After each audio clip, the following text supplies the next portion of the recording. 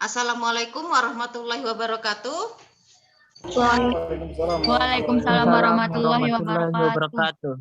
Selamat pagi semuanya dan semoga kita sehat selalu. Hari ini kita akan masuk ke pertemuan ke-6 di prakarya dan kewirausahaan, tapi sebelum kita mulai, ada baiknya kita berdoa terlebih dahulu. Doa dimulai.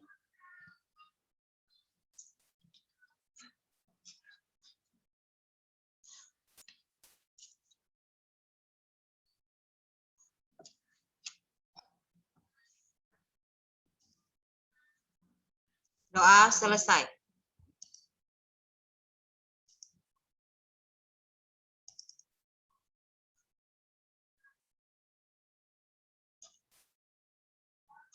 Oke, hari ini kita akan membahas kelanjutan dari pengolahan makanan khas daerah yang dimodifikasi, dan ini kita akan bahas tentang pengolahan dari teknik pengolahan dan tahapan proses dari pengolahan makanan tersebut, ya.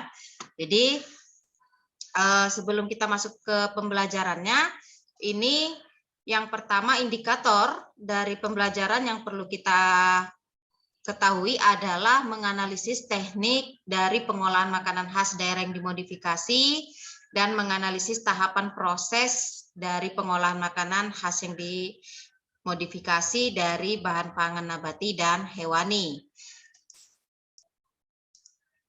Untuk yang pertama kita akan bahas tentang pengawetan dari makanannya. Jadi pengawetan ini perlu untuk memperlama usia dari makanan tersebut karena sifat dari makanan ini biasanya baik itu nabati maupun hewani ini cepat mengalami pembusukan ataupun kerusakan pada bahan dasar tersebut. Jadi di sini bagaimana caranya agar makanan-makanan tersebut bisa awet ya untuk bisa digunakan dalam jangka waktu yang panjang. Nah, dari metode pengawetan untuk pangan yang pertama itu menyebabkan menonaktifkan penyebab kerusakan pada makanan. Jadi di sini bagaimana caranya untuk mengurangi risiko kerusakan pada makanan dengan jangka waktu yang lama. Kemudian menghambat penyebab kerusakan pada makanan. Nah, kalau biasanya dari bahan nabati maupun hewani ini makanan apabila sudah terkontaminasi ataupun sudah dipetik dari pohonnya atau sudah dalam bentuk ikan yang sudah mati atau disebut dengan daging juga gitu. Ini kan makanan yang cepat busuk. Jadi bagaimana caranya agar makanan-makanan tersebut tidak cepat rusak ataupun cepat busuk. Nah, berikutnya ada mencegah penyebab kerusakan pada makanan. Jadi metode yang 3 ini yang akan nanti kita bahas lebih lanjut. Nah, yang untuk metode pengawetan ini ada dari segi pengawetan bahan pangan hewani maupun bahan pangan nabati. Jadi kenapa diharuskan untuk pengawetan ya, tapi di sini pengawetan yang digunakan pada umumnya pengawetan yang alami sehingga tetap sehat dan tetap baik untuk dikonsumsi. Nah, kita lihat dari faktor penyebab kehilangan mutu dan kerusakan pangan tersebut. Nah, yang pertama ini ada yang disebut dengan pelayuan ya. Jadi jenis sayuran atau buah-buahan ini pada umumnya sering layu ya. Kemudian karena adanya kerusakan fisik ataupun faktor lingkungan ya dari proses maupun penyimpanan, mungkin kalaupun proses penyimpanannya tidak tepat sasaran gitu ya.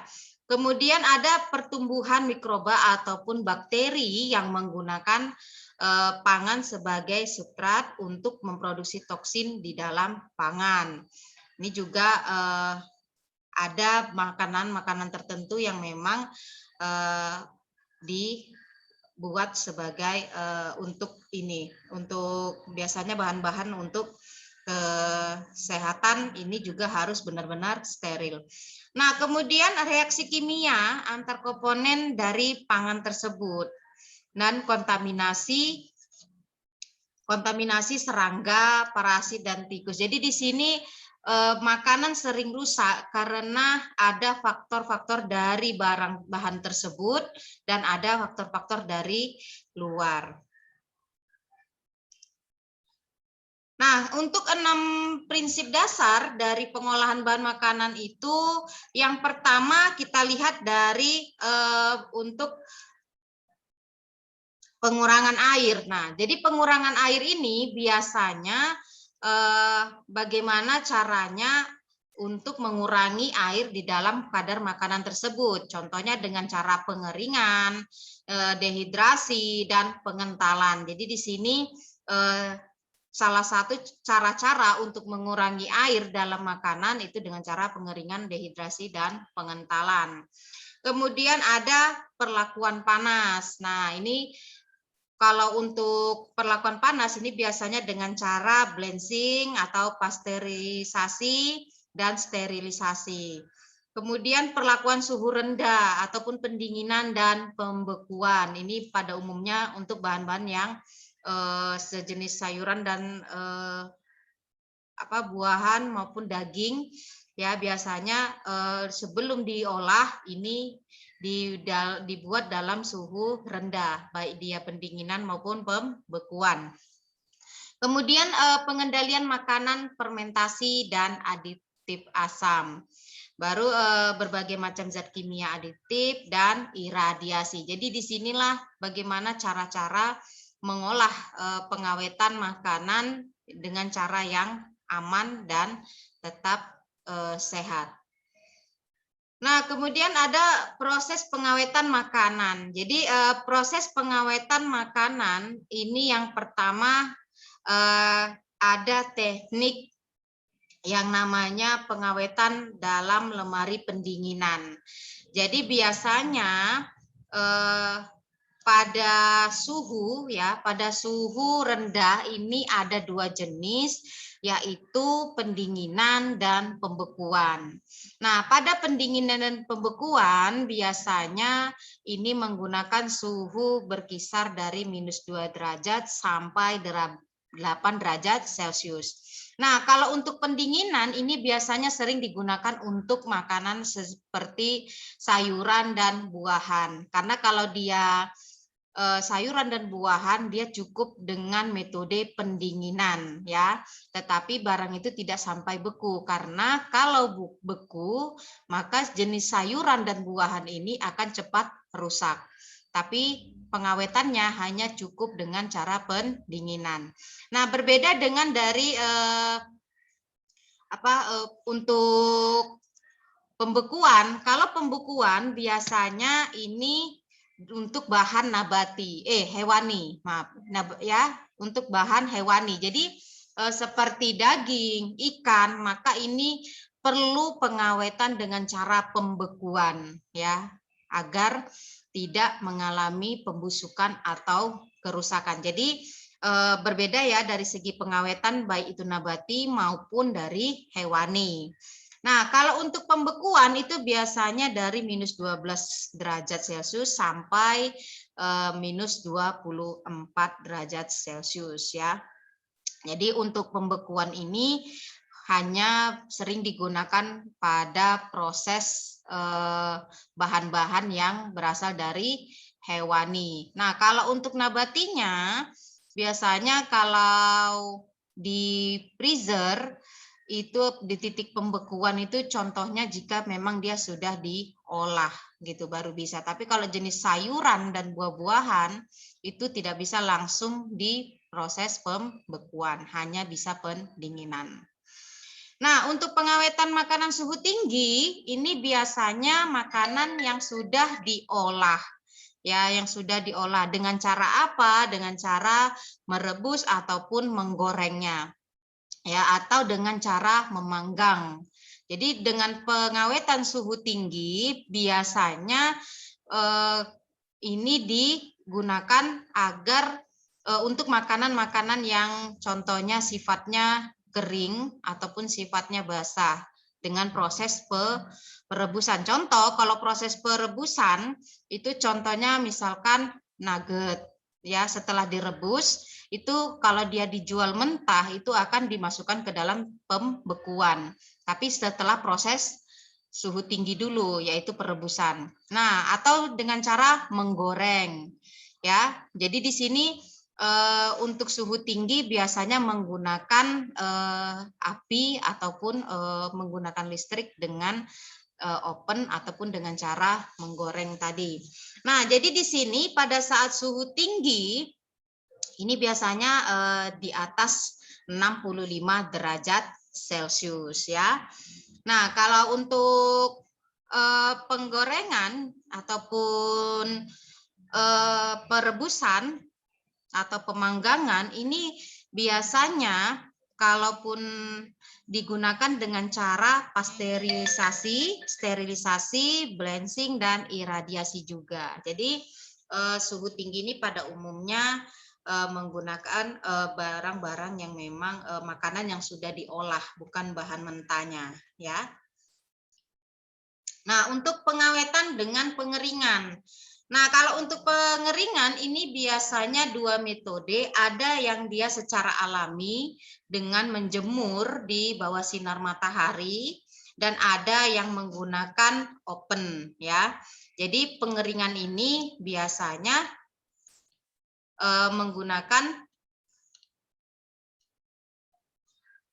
oven ataupun sinar matahari. Nah, pada umumnya kalaupun penggunaan sinar matahari ini jauh lebih baik daripada penggunaan oven ataupun pengeringan secara paksa ya.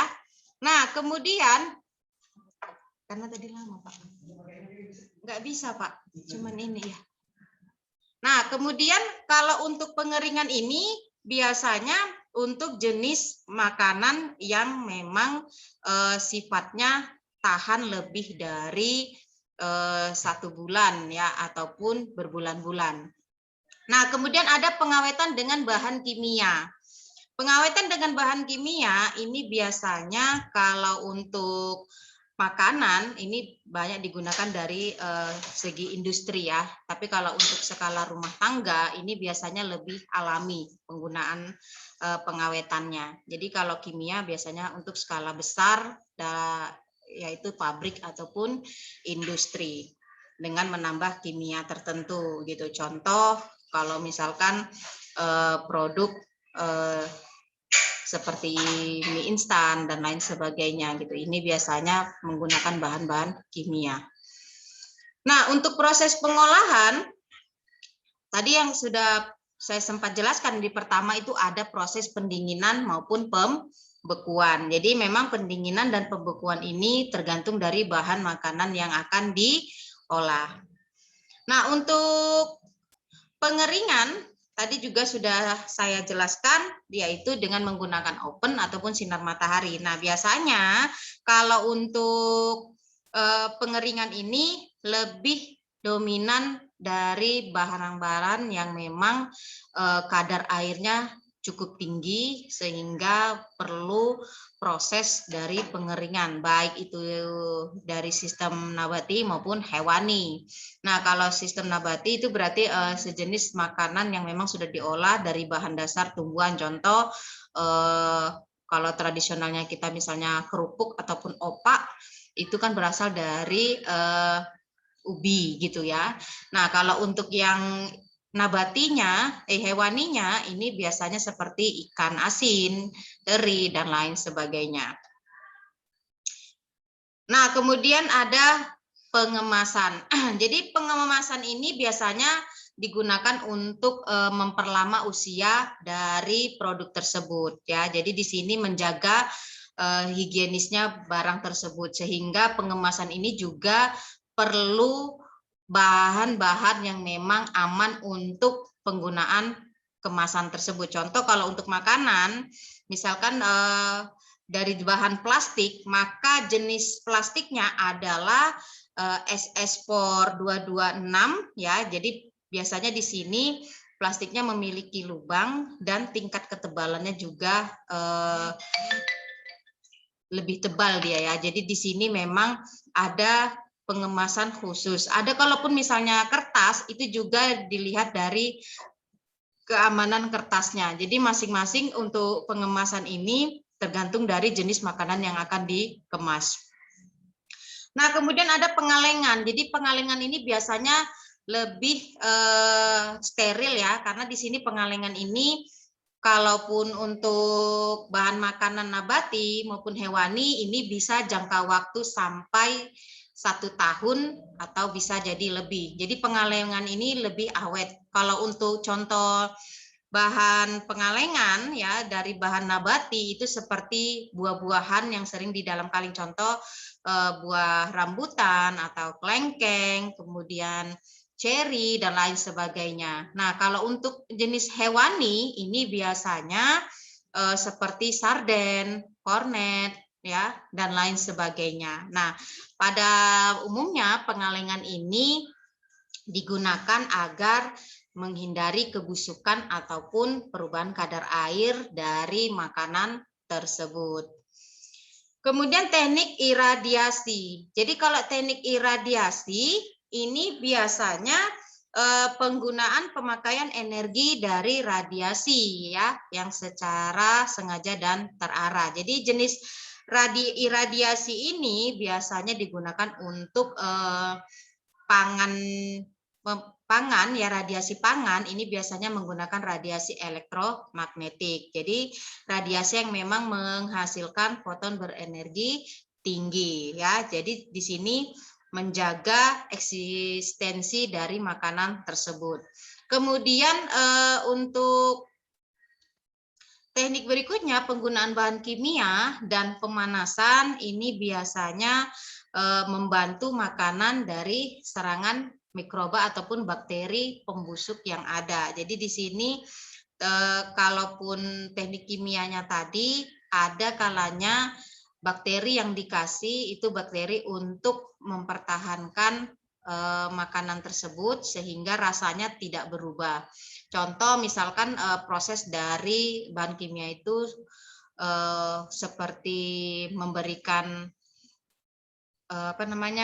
nitrogen cair gitu ya dan lain sebagainya. Jadi memang di sini proses-proses pengawetannya jauh lebih lama dan memang harus benar-benar uji laboratorium agar tingkat keamanannya tetap baik. Nah, kemudian teknik fermentasi. Jadi teknik fermentasi ini biasanya sering digunakan untuk bahan-bahan yang seperti pembuatan kecap, kemudian saus, apalagi seperti pembuatan tempe, tahu. Nah, atau ada lagi seperti buat yogurt ya. Jadi di sini biasanya proses fermentasi dan memang harus benar-benar sehat dan mempunyai cita rasa yang tetap enak dan aman. Jadi fermentasi ini bisa dilakukan untuk barang-barang tertentu seperti kedelai ya yang diolah menjadi kecap dan tempe tahu dan lain sebagainya. Oke, itu saja untuk pertemuan kita hari ini. Ada yang ingin ditanyakan? Saya, Mem. Siapa ini? Anissa. Oke. Oh itu, Mem. Contoh teknik iradiasi itu biasanya di pangan yang kayak mana, Mem? Iradiasi ini biasanya untuk pangan seperti sayuran ya, sayuran. Dan itu dia memang biasanya dia pakai proses pabrik sih sering itu menggunakan dari iradiasi. Jadi dia karena pakai radiasi elektromagnetik gitu. Mungkin ke fisikanya ya. Saya kurang ini juga kalau untuk radiasi elektromagnetik itu. Tapi prosesnya seperti itu untuk pengawetan dari sayuran ataupun buah-buahan yang memang agar lebih tahan lama. Oke? Oke, Mem. Mem, saya izin bertanya lagi, Mem. Ya. Asinan dan manisan itu termasuk teknik yang mana, Mem? Teknik pengawetan dari suhu tinggi ya, Nak. suhu tinggi dipadukan dengan suhu rendah. Jadi gini, ketika manisan ini kan perlu pengolahan, contoh teknik merebus dulu, ya kan? Merebus buah-buahan yang akan kita olah menjadi asinan ataupun manisan. Nah, setelah proses dari perebusan, maka di sini akan ada lagi proses yang namanya fermentasi, seperti pencampuran bahan gula dan lainnya untuk agar buah tersebut menjadi manis. Nah, untuk pengawetannya sendiri tergantung dari manisan yang akan dikelola. Contoh kalau manisan dia basah, maka dia butuh pendinginan atau pembekuan. Tapi kalau dia misalkan proses manisannya adalah proses manisan yang kering, maka dia di sini proses penjemuran ataupun open.